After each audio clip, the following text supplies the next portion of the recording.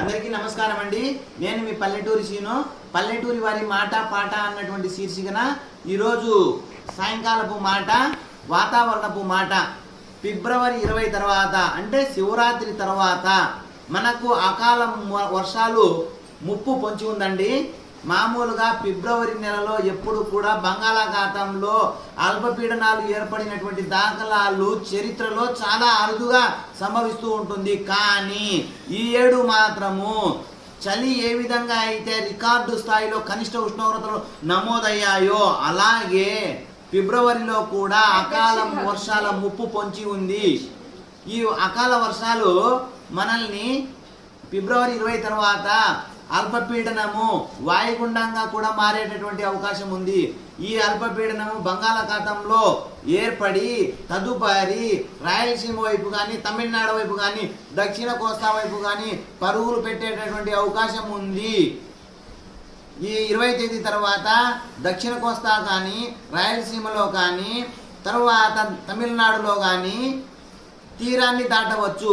అది ఎక్కడ తీరాన్ని దాటుతుంది అన్న దానిని బట్టి వర్షాలు ఏ ఏ ప్రాంతాల్లో ఎలా పడతాయి అనేటటువంటిది 4 రోజుల తర్వాత మనకు స్పష్టత వచ్చేటటువంటి అవకాశం ఉంది. ఏది ఏమైనా శివరాత్రి తర్వాత శివ అంటూ మనకు వర్షాలు భూమి మీద పడేటటువంటి అవకాశం ఎక్కువగా ఉంది. ఏది ఏమైనా వర్షాలు పడడం అయితే పక్కా. అది అల్పపీడనం వల్ల వర్షాలు పడతాయా, వాయుగుండాల వల్ల వర్షాలు పడతాయా అనేటటువంటిది తేలాల్సి ఉంది. అయితే తీరం ఎక్కడ దాటుతుంది అన్న దానిని బట్టి దక్షిణ కోస్తా వైపుగా ఎక్కువ వర్షాలు పడతాయా, రాయలసీమ తూర్పు రాయలసీమ వైపు ఎక్కువ వర్షాలు పడతాయా, తమిళనాడు వైపు వర్షాలు పడతాయా అనేటటువంటిది తీరాన్ని దాటేటటువంటి పరిస్థితిని బట్టి మనకు వర్షాలు పడేటటువంటి అవకాశాలు ఉన్నాయి. ఫిబ్రవరి 20 తర్వాత వర్షాలు పడతాయి కాబట్టి దీనిని బట్టి ముందస్తుగా రైతులు జాగ్రత్తలు చేసుకోవాల్సినటువంటి సమయం ఆసన్నమైంది అని పల్లెటూరి వారు ఈ వీడియోలో హెచ్చరిస్తున్నారు. ఫిబ్రవరిలో అల్పపీడనం ఏర్పడడం అనేటటువంటిది చాలా అరుదైనటువంటి సంఘటన. ఏర్పడుతోంది అంటే లానినా ప్రభావం వలనే.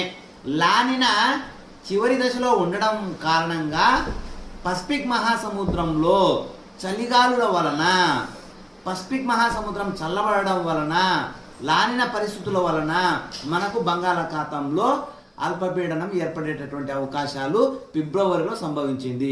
మామూలుగా అయితే ఫిబ్రవరిలో అల్పపీడనాలు ఏర్పడి వాయుగుండాలు ఏర్పడడం అనేటటువంటిది చాలా అరుదైనటువంటి సంఘటనలు చరిత్రలో జరిగాయి. కానీ ఈసారి అయితే అల్పపీడనం మనకు వస్తుంది. ఏమాత్రం వర్షాలు కురిపిస్తుందో వేచి చూద్దాం. ధన్యవాదములండి.